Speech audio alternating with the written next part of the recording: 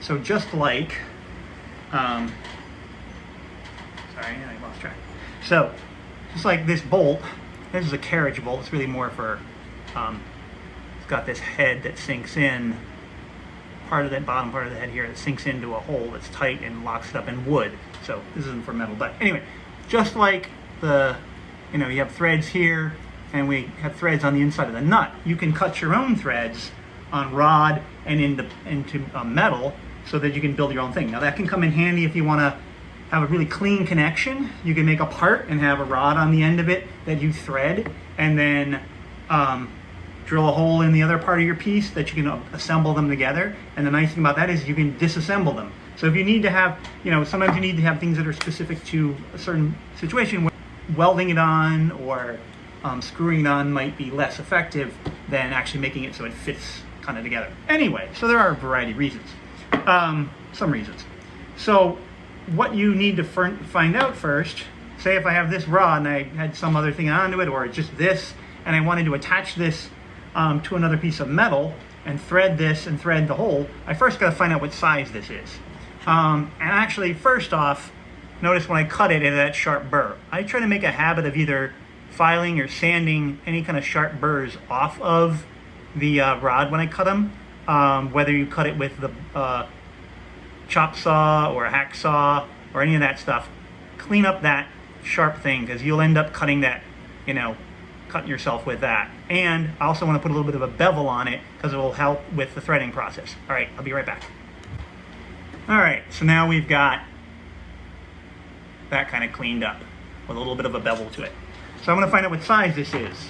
And one way, you can use a hole gauge, and I can find the hole that it best fits into. And it seems to fit into 25/64, which is a weird size, but you can see there's a little bit of a gap. So it just about, there's some irregularities. This is hot rolled steel.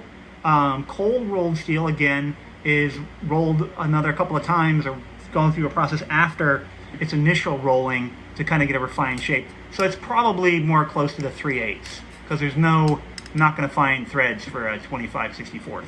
But anyway, I could do it that way, but I can also use, and this is probably the lowest end caliper you can find, but I can measure it with that, and I can read that and see that it's about 3/8 with some irregularities. Anyway, so a couple of ways you can measure it. So I know that that's 3/8. And the things that, one will cut the threads on the rod and then cut the threads in the hole. This will cut threads in the rod, and it's labeled 3/8 16 NC, which means that it's a 3/8 diameter. It's got 16 threads per inch, and which is national course, which is what the NC stands for. And then it also says on there, start from this side. So it wants you to start this against this side here. There's a little bit of a fluted area. Some of them have different things. And so this one, then the tap, so this is the tap, this is for cutting the holes, and this is a beginning tap, pretty much all I have at home. So it's a little thread, it's tapered at the end there. Sometimes they have bottoming taps that are just blunt, so you would start with this and then follow up with that one to get threads all the way to the bottom of a hole, but we're going all the way through something, so it doesn't matter. But this is labeled 3/8 16 as well, so they go together. You want to make sure you get the same matching thing. And then there's a chart at school, in our container at school, there's a little chart that goes over the size of this depending on what size hole you should drill. So you shouldn't drill a 3/8 hole, because this will just slide in and out. You won't. It has to be a little bit smaller to be able to cut the threads. So this says on the thing here 5/16. So we're going to use a 5/16 drill. Sometimes they have drill bits. If you look at the charts, they'll have drill bits that have numbers and letters. Try to get the closest you can depending on the drill set you have. And we're going to use a regular kind of twist bit that's good for wood, metal, and plastic. Remember, these edges are sharp. Since I'm right here, this is the holder for the die, and it goes into there, and then I turn this down, give it some tightness, and then I'm going to tighten it up a little bit. And notice I've got that end that I got to go first with. This has a backing thing, so if I did it this way, I'm probably going to push it out. So I was trying to do that, so I'm kind of doing this.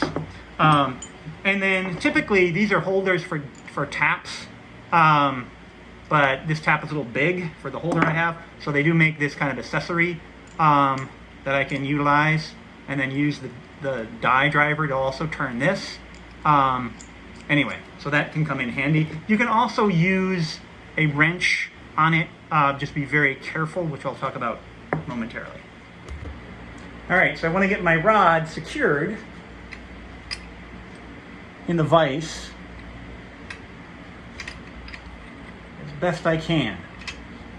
All right, you don't want it probably marring that finish, but it doesn't have a finish anyway. You don't want this to start turning on you. It is here in all-purpose oil. You can also get thread cutting oil, which is better. I'm gonna try to get, I don't want this tilted. I wanna get it perfect. Get it turning, and trying to get it to start. Sometimes you may have some issues, especially with hot roll, because it might be irregular. But once I feel it's get a really good grip on it, I wanna back it off a half a turn, and you might hear a little click of the burr. There's a little burr that's being created in there, little piece of metal. So I want to get it going and then back up.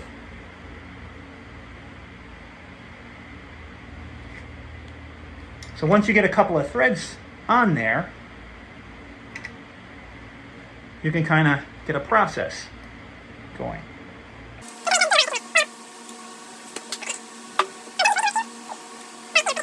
And how much I needed this threaded in depends how far I need to go.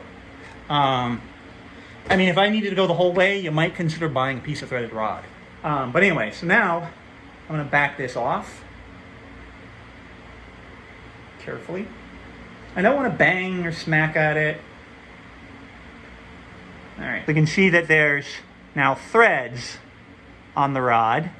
Maybe it doesn't focus. Now, there's also these little burrs, which I usually wipe, and that's a bad idea because it ends up stuck in your hands. So don't do that.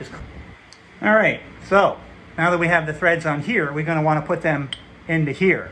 And it's like 1/8 of an inch thick plate, works pretty well. Sometimes if you have it really thin, you won't really get a good amount of threads in there. So if you are going into real thin sheet metal, you're going to use you're going to create a smaller hole. So that you get more material into where the threads are. So usually there'll be a 75% thread versus a 65% thread. So the hole will change depending on the thickness of the material.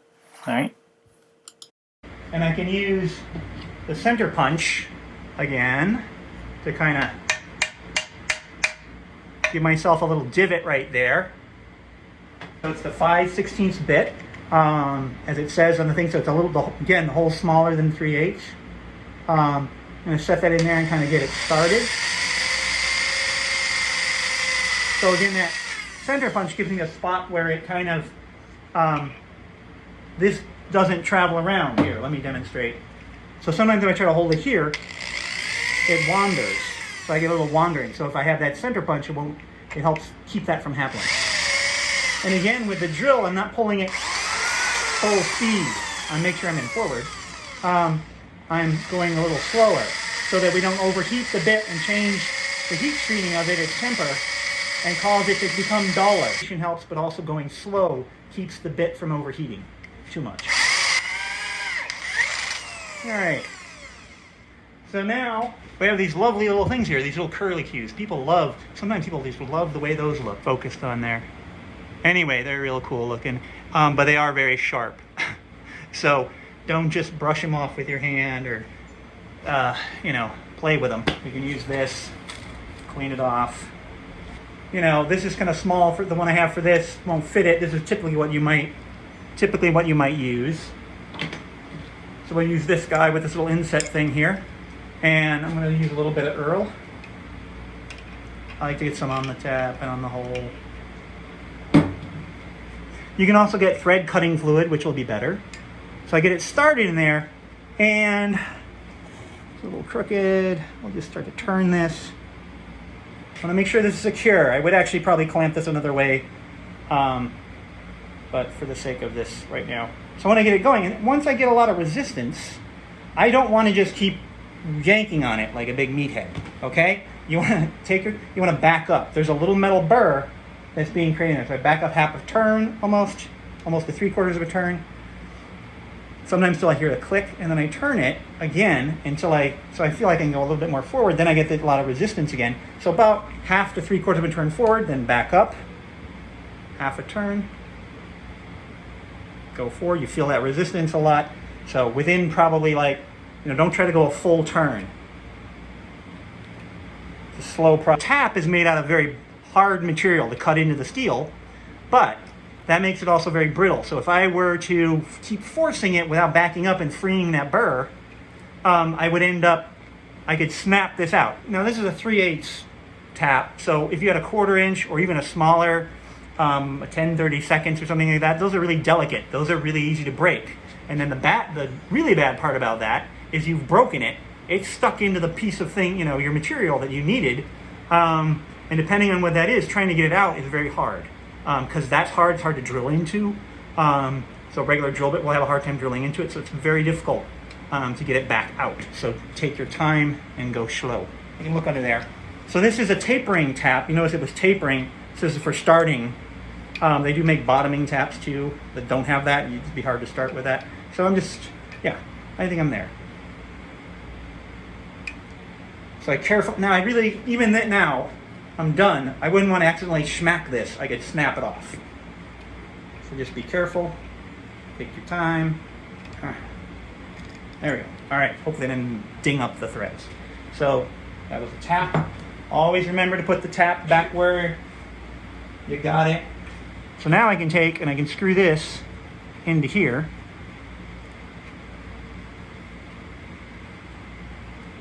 And I can tighten it. That's pretty much, I could put a nut on the other side if I really wanted to. Like clamp it down in place. But now I got this thing, and you get a nice clean connection point here. And then also take it apart if you wanted to later on. So one of the things amongst other, something gives you a nice clean connection, you can take it apart. If you're trying to move things, ship things, deliver things, and you make them come apart, they can fit in a vehicle much better. So that's not a bad idea.